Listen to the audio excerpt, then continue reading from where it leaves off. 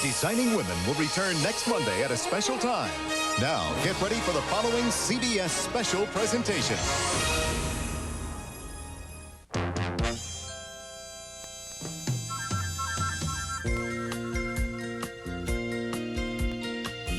Who can turn the world on with her smile? Who can take a nothing day and suddenly make it all seem worthwhile? Well, it's you, girl, and you should know it. With each glance and every little movement you show. Good evening.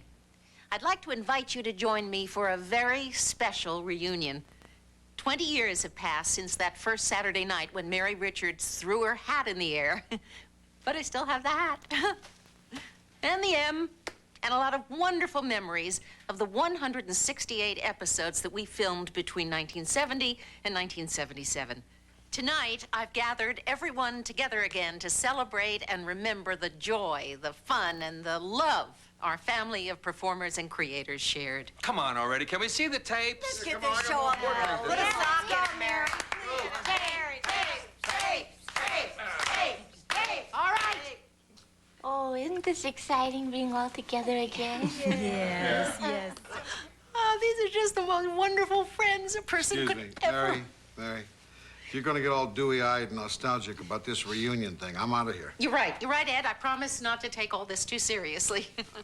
I mean, we had fun, but we didn't change the world. Well, we did pay my mortgage. And we sure did laugh a lot. But you know, I think it's important to point out that Mary Richards was the very first character on television to show that it was okay to be over 30, female, and single. Yeah. Well, Lassie. There was Lassie. Wait a minute. Mary didn't start out so confident, so secure. She evolved, and Lou Grant had an awful lot to do with it. Remember the first show? Her job interview? She was so cute, so perky. That's very funny because I remember her as being assertive, straightforward, and honest. I'll show you what I mean.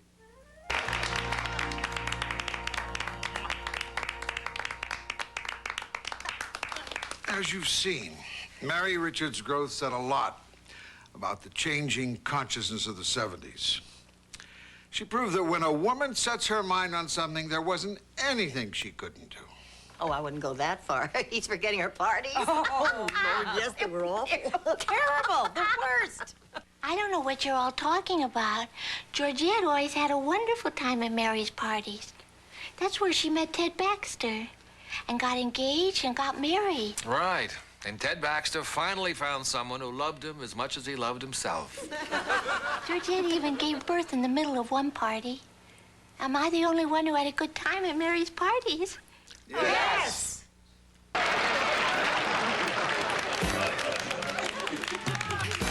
The Mary Tyler Moore 20th anniversary show will continue with Rhoda versus Phyllis and Mary's disastrous dates. What would you give to have time in the morning to think about how you look? I'm thrilled.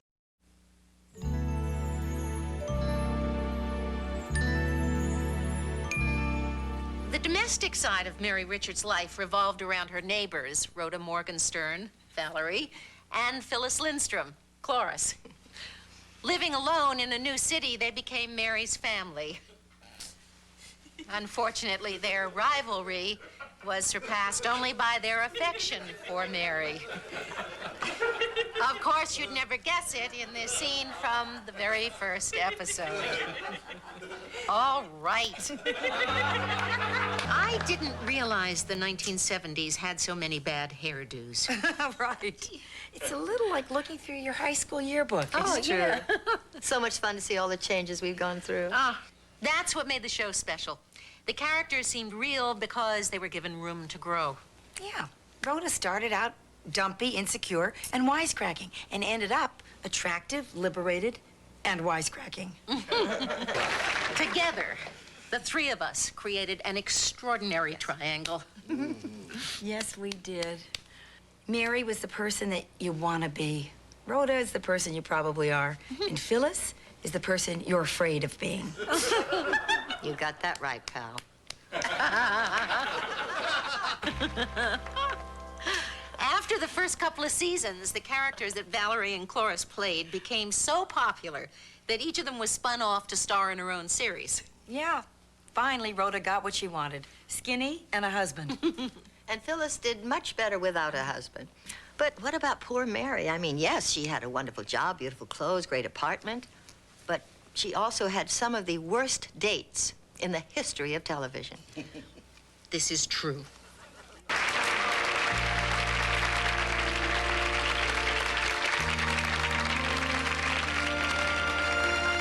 Next on the Mary Tyler Moore Anniversary Show, the world's wackiest anchorman, Ted Baxter.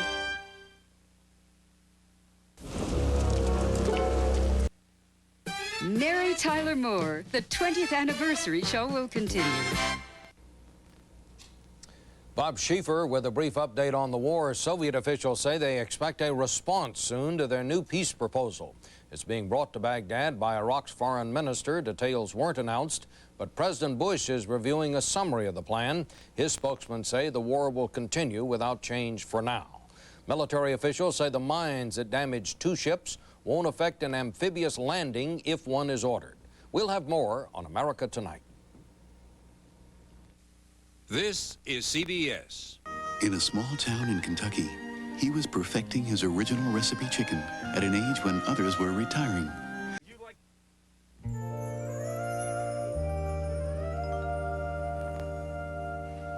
The secret to our show's success was no big secret. The camaraderie that existed among the characters in the WJM newsroom wasn't just a product of the writers' imaginations. Hey, there was such a great ensemble it didn't even feel like work. I agree. The theme song, Love Is All Around, pretty much summed up my feelings about working with you guys. You know, one of the great delights was working with Ted Knight. Oh, and we all miss him. As anchorman Ted Baxter, he was a master at mangling the English language. On screen, he was magic, and one of the happiest and most generous actors I've ever worked with. But it was Murray's job to constantly put him down. Ted had the gift of being able to portray the worst traits of human nature with such innocent good-heartedness that he made an essentially unlikable character lovable. Oh, yes. And Georgette loved him very much. She gave him a chance to show his more human side. The Mary Tyler Moore Anniversary Show will continue with Betty White as the notorious Sue Ann Nivens.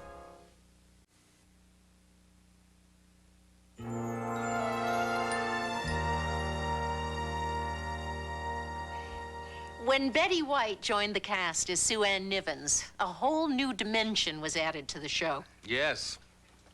Pure, unbridled lust. Sue-Ann left no bed unturned. Oh, but for sheer baldness, nobody could outshine Murray.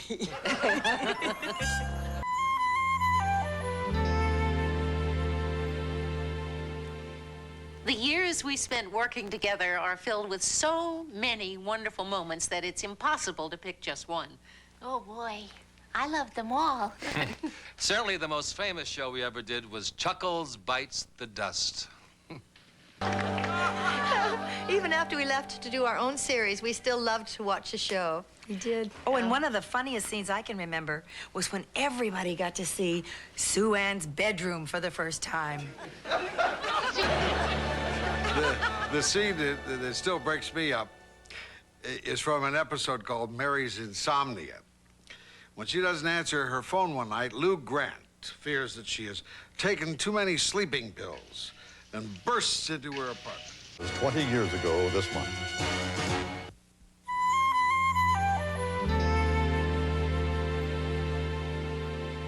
Toward the end of the 7th year, when we realized that we might not be able to maintain the quality of the show forever, we began thinking of an idea for a last episode that would do justice to the entire series. We brought together the creative people who had helped bring these characters to life. Jim Brooks and Alan Burns, Ed Weinberger, Stan Daniels, along with David Lloyd, Bob Ellison, and the man who directed most of our episodes, Jay Sandridge. We chose a story about new owners taking over WJM and firing everybody, except Ted Baxter. Gang, this isn't going to be easy to watch again. Here we go.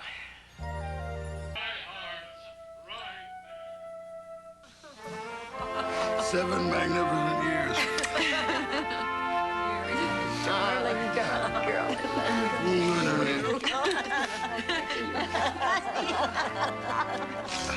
Guys, you dirty guys. The Mary Tyler Moore Anniversary Show continues in a moment.